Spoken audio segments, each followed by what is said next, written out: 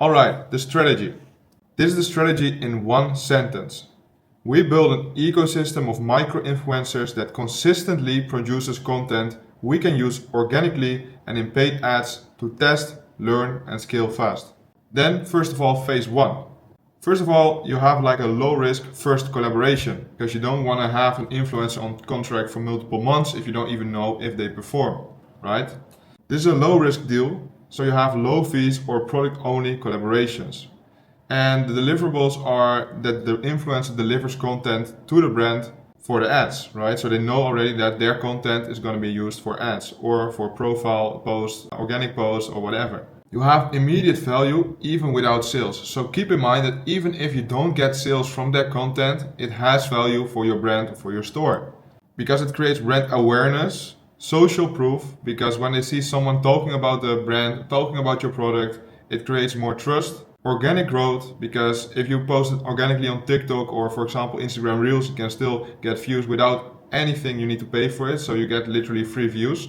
And you have a lot of test material. Even if the creators from this creator don't perform, you still can analyze your data from those tested creators and you know, maybe I should dive more deep into this with other UGC creators because this hook worked, this setting worked, this angle worked, you know. So that's also very important. So you literally get more data for your brand, for your store. This is a good example, Goli Gummies. And if you go to TikTok and you just type in Goli Gummies, this is what you directly get without even using one of these filters like videos or something, just the top, and you get like this directly. I will put the sound off. And as you can see, these are all ads created by influencers or creators. So this creates a lot of social proof, right? Because you see so much different people from different ethnicities in different settings with the brand. So instead of asking yourself, does it even work? You directly already think it works because you see a lot of people using the product already. So that's very good for the trust of your brand as well. Then we have like the real goal of phase one, and this is you evaluate the micro-influencer on content quality, organic and paid performance, communication and reliability, which is very, very important as well. If the communication is weak, yeah, you have a serious problem. You cannot work with a creator for long term. And the willingness to collaborate and improve. They also need to be able to receive feedback from you and also, yeah, be able to listen to you to improve their skills, right? Then phase two. Phase two, you're gonna scale with winners. So you test those ads and you check which creatives and which influencers are top performers. And then you can move the top performers into long-term partnerships. And this can be affiliate based or on a fixed fee. That's something you need to check yourself. Also depends on your budget. But at least you can build a core group of micro-influencers that consistently produce content, understand what works for your brand, and can iterate and improve over time.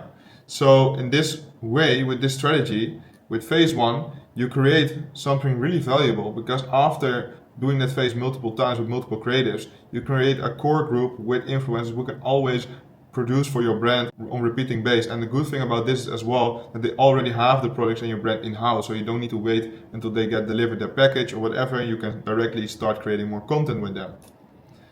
And it has obviously a compounding effect because winning concepts are iterated by the original creator and duplicated by other creators. So let's say you have a creative made by one specific creator, then you see like, okay, this concept works with this creator, so you can always create more of those creators by that same creator, but you can also duplicate the winning concept, the winning angle, or the persona, specific persona you were talking to, that creative, can be duplicated by other creators. So you can even find more winning creators by this strategy, right? Then the result, you maintain momentum per concept for a longer period. You have faster learning because you can test literally more, and your ads become much more scalable. So this is all very preferable, very beneficial for your whole media buying part, obviously. Then we go to the next one, and before we head on, I want to get your attention quickly for this because we have a paid community which is just $1 a day. That's less than a cup of coffee per day, but you get a lot of value in this community. Myself and my 3 business partners from Visionary Ecom are in this community, and we are together good for more than 70 million in online sales and also more than 20 years in Ecom experience. Next to that, we have coaches who do multiple 6 figures per month consistently with their own stores and brands. And next to that, we have already really valuable people in this community, under which our students as well, with great results. You will get everyday value from 7 and 8 figure entrepreneurs in this community. You can connect with like-minded people due to the chats, but also we have weekly community calls and Q&As. So at the moment we have 2 Q&A calls per week, from which one is the founders call with me and my 3 business partners, and next to that another coaching call with one of the founders as well. And next to that we have another student call. If you want to join that one, you need to become student, but this is the first step in my opinion, so you can check on a low budget if you like the community, if you like the vibe, and later on you can always choose yourself to become a one-on-one student, yes or no. Next to that you get an A to C video course, so if you're completely new in ecom, this is also very important for you because you learn all the basics for setting up your first store. And next to this, really important, we have literally all our plugs together in the Discord. So it doesn't matter if you need something for Facebook ads, TikTok ads, Google ads, email marketing, supplier, structures, developer, CRO agency, video editor, even if you're a Google guy, GMC fix, we have YouTube ads agency, ecom tools.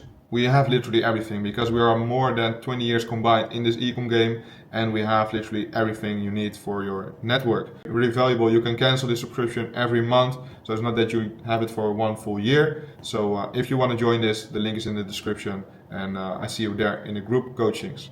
All right, then we go on. Search and selection. Which types of micro influencers do we work with and why? This is very important because if you go wrong here, then it's a waste of time, obviously. So always check this well. I have to say this is our strategy. Some people call micro influencers with like 50k followers or maybe even 70k followers, but I think that micro influencers are up to 30k followers. That's our range, that's our criteria we look at. You can decide it for yourself. Creators on TikTok and Instagram with approximately 3,000 to 30,000 followers. And why we choose this range? Because we found out that above 30k they have higher demands, they feel more important, they are less flexible because they have other jobs, they have a busy schedule, and below the 30k followers are not really monetizing their audience most of the times, so they find a job very interesting and they even want to do it for just receiving the product or a small fee instead of big wages like 1,000, 2,000 bucks. They are more expensive as well, above the 30k. They focus more strong on their personal brand. So for example, if you have a product that doesn't align completely with their personal brand, they are willing to less likely work with you. And it's also harder to fully align with your brand because if you want to make them say something specific, then maybe they don't want it because it's harmful for their personal brand or whatever, or they don't align themselves with these thoughts of your brand. So it's way harder to work with them on a rapid pace. Then there's also more contractual friction because they're more professional, want to have a contract for everything. So it's just more headache. Then the 3 to 30k range. They are really willing to go to the extra mile because they are still in that growth phase of their personal brand. They listen more carefully to feedback. They have much higher creative output over time. Content feels more authentic and less ad-like because the professional ones are more like really focusing on ad-like ads, and it feels less authentic, literally. Easier to involve as a brand partner with your company because when you want to have them on a long-term partnership, it's way easier to get them in a long-term partnership for a quite low fixed fee in terms of what you can get out of it, compared to the professional influencers who will ask way more and also way higher fees for this. Let's go on to the next one. How to find the right micro influencers for your brand.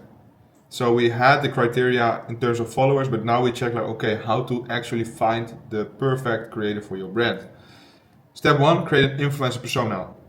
Just like targeting different personas or an ICP with your brand products, it's very important to know exactly what kind of influencer you want to attach to your brand, right? So set up some criteria. For example, the gender, the age, the vibe they have, the content delivery style, engagement quality, the minimum and maximum follower count, all the extras that are relevant for your brand. For example, Sarah, lifestyle creator, platform TikTok, followers, age range, vibe, authentic, casual, content style, talking head plus POV, engagement high. Alright, then step 2, choose your acquisition route. First of all, you can choose for in-house or VA outreach.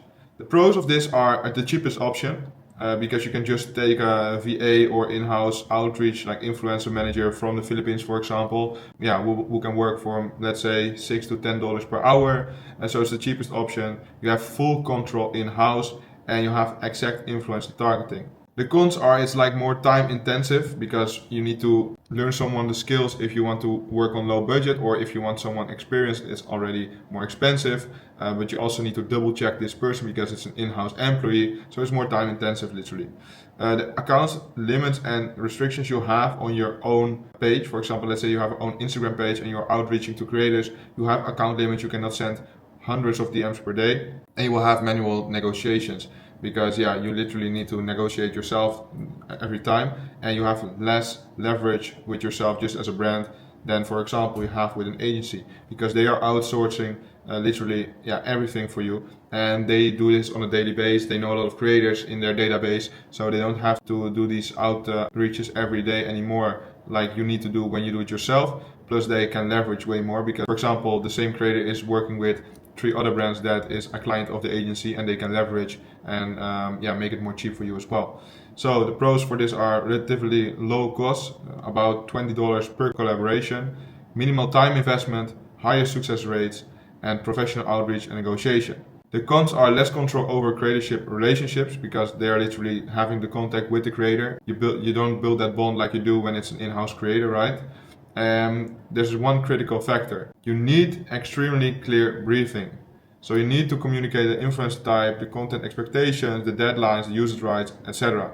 Because if you don't do this, they just come up with trashy creators because they get paid per collaboration and not per result, right? And here you have someone in-house who wants the best result for your brand. So that's different. If you want to work with an agency, which I would recommend, especially in the beginning, we did it as well. Just join the community I mentioned earlier, because there we have a plug for an influencer agency who works with micro influencers for a relatively low price. So that's always good to test, in my opinion. Alright, then the next one, paid ads. This is something you can only do when you are a big brand, because this costs some money, and also it's more for the big brands, because in the beginning you want to use all the money for advertising for getting products sold. But when you're more becoming a big brand, you can also do paid ads to just get more ambassadors. You can send them to application forms, affiliate signups, create onboarding funnels. And this is highly scalable, of course, because you can reach a lot of people just in 1 week, for example. And the creators that click on this, they are already interested and already motivated and already searching for something like this. Otherwise they don't click on it, right? So you know already that it's going to be normally a good cooperation because they really want this, instead of not thinking about doing these kind of cooperations and you slide in their DM. Even you need to check if they reply. Some will not even reply, and here it's the other way around. The cons are there's ad spend required, of course, and you require testing to find the right formula. Then the partnership and retention. This is also a very important part, because now you find out how to turn micro-influence into long-term brand partners. And that's eventually what you want, right? Because you don't want to spill your time every time on finding new creators, wait until the package is delivered. And if you know, it's very simple. If you know that someone works pretty good, you can build a long-term cooperation, and you know already that you can build on that person. You know already that that person delivers quality, that the communication is good. So it's way better to use that person, that influencer, multiple times instead of searching constantly for a new one, which is very logical, of course. First of all, the partnership selection. You select long-term partners based on first collaboration. So you check the content that has been delivered by this creator. Check their authenticity, the brand fit, the creative angle, and the characteristics. The performance is very important, like how did it organically perform but also paid. And the experience overall. How is their responsiveness, the delivery speed, and willingness to improve and collaborate. So based on these 3 factors, you decide. Not only on performance, because if the communication is very bad, but the performance was once good, it can also be a lucky shot. You always want to check these 3 things. Then the long-term partnership structure. You need to create a win-win offer, so the creator stays motivated, but yourself obviously as well. First of all, you can choose for an affiliate-based model. There are no upfront costs with this, and an example of this is that you have 10% commission on all generated revenue from their content. If they don't want this, you can also use for another model where you can pay them per collaboration or pay them a fixed fee per month for a fixed amount of batches delivered, right? But this works really well because you have full incentive alignment and creators become motivated. Then creator retention and growth. Keeping top creators engaged. You need to have clear expectations about deliverables, communication standards, timelines, and users' rights. Always make sure that you communicate this well to keep everything fluent. And in terms of structure, you can create a community in Slack or Discord. You can give them education with feedback, coaching, performance insights. For example, you can use the tool Frame, where you can let them upload their videos and you can give them feedback specifically per time lapse. So for example, on second 15 of the video, you can put a comment there, which is very nice to use for feedback as well. You can use, for example, tools like Loom or Supercut.ai. If you want to give them videos where you talk about their work, where you want to give them more feedback, more in detail. So always make sure that you coach them as well, and also make sure you show them the performance of their work so they know if it worked well or not, which motivates them as well, of course. Then the recognition, highlighting wins, spotlighting top creators is very important. And the upside is also very important to make known to the creator. So the affiliate growth, more exposure for strong performance. This last one is very important as well, but you have to imagine when they are an influencer and they want to grow their personal brand and you are advertising or organically running videos with your socials with that creator, more and more people see that creator, so they get more exposure as well for their own personal brand. So as long as you make this clear to the creator, they are also willing to cooperate with you, for example, a bit less fee, And then the creator development and performance. You need to build better creators, not just more content. So you need to make sure that you support the creators on an ongoing basis. Dedicated creator influencer manager is needed when you want to grow. Continuous feedback loops, like I said before in the other part, and regular check-ins. You can also do weekly group calls with the creator group, covering performance reviews, winning concepts and focus areas for the next period. Then, one of the most important parts, monetization and scaling. How to actually maximize ROI from micro-influencer content. That's what we do it for, right? First of all, the organic brand validation. You have search-driven social proof, immediate brand credibility, and trust compounds over time. What I said before as well, which is really, really important. Next to that, you have partnership and whitelisting ads. Ads run from the creator's profile, so you can have a higher CTR and conversion rates. This is an example. Here you see like Dottie Avena with Populush, and they literally did a partnership as an ad. So what I said before, that the creator gets more exposure is here even more, because the ad is literally linked to her profile, so people click on her profile. So this is very beneficial for her as well. And you run ad spend, so you literally use your money to get the creator more traffic. So this is a very good point to use in your negotiation as well. And of course, it has a higher CTR and more trustworthiness. It has more social proof because people click on that account and see literally your account with, for example, in this case, maybe it's a huge influencer, but in our cases, it's maybe an influencer with even 20K followers, which is really trustworthy because they see it's an actual person, not an AI person. And now in these times with AI, it's very important to also be different than any other ecom website or brand, because everyone uses AI, but this is still the realest thing you can get, right? Then the next one, volume creates data. So we don't work with scripts. Creators produce their content in their own style, and this is like broad testing across formats and angles. So we don't really use scripts for these micro influencers. Sometimes we give instructions, or for example, when they are in your creator group in-house, then you can use a bit more scripts and test different things. But in the first try, in the first phase, like I explained, we never use scripts, we just let them do their thing. In this way you can also see their quality, see how creative they are, because you can literally see what they do out of themselves instead of directly giving them all the guidelines and scripts they need. Then the next one, compound winners. And this is also of course very important. You scale winning concepts.